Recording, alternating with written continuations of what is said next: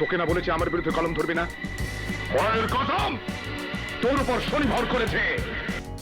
পর্দায় তার উপস্থিতি মানেই ছিল দর্শকদের গায়ে কাটা দিয়ে ওঠা।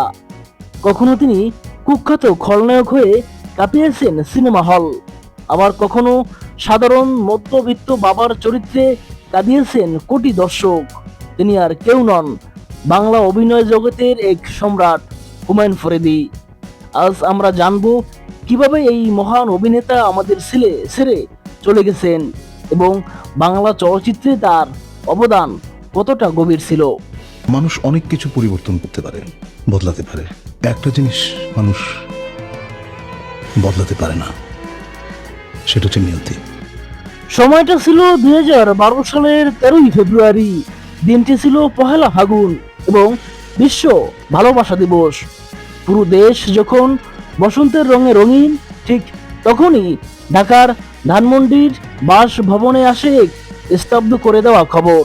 মাত্র 59 বছর বয়সে বাথরুমে গিয়ে হঠাৎ অসুস্থ হয়ে পৃথিবীর মায়া ত্যাগ করেন এই মহান শিল্পী।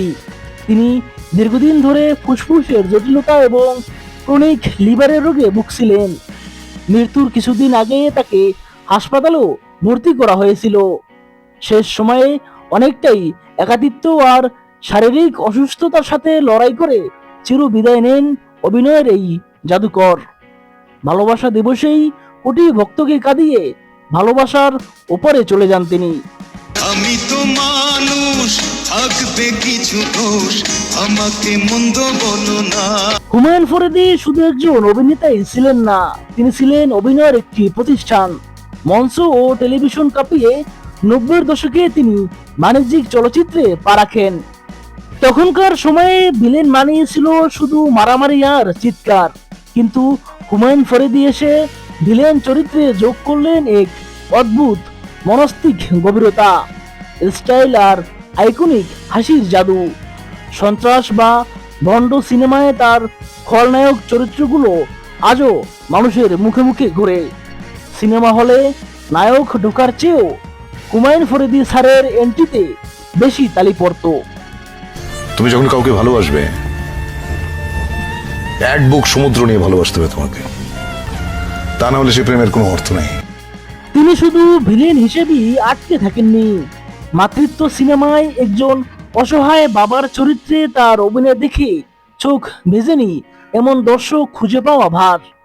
এই সিনেমার জন্যই তিনি 2004 সালে শ্রেষ্ঠ অভিনেতা হিসেবে জাতীয় চলচ্চিত্র পুরস্কার পান। এছাড়া 2018 সালে তাকে মরণোত্তর 21 পদকে ভূষিত করা হয়। মৃত্যুর মতো এত স্নিগ্ধ, এত গভীর, সুন্দর আর কিছু নেই। হুমায়ুন ফরিদী চলে গেছেন আজ অনেক বছর, কিন্তু বাংলা সিনেমার ইতিহাসে তার জায়গাটা এখনো শূন্য। তার মতো করে ডায়লগ ডেলিভারি দেওয়া কিংবা চোখের ভাষায় অভিনয় করার মতো দ্বিতীয় কেউ আর আসেনি।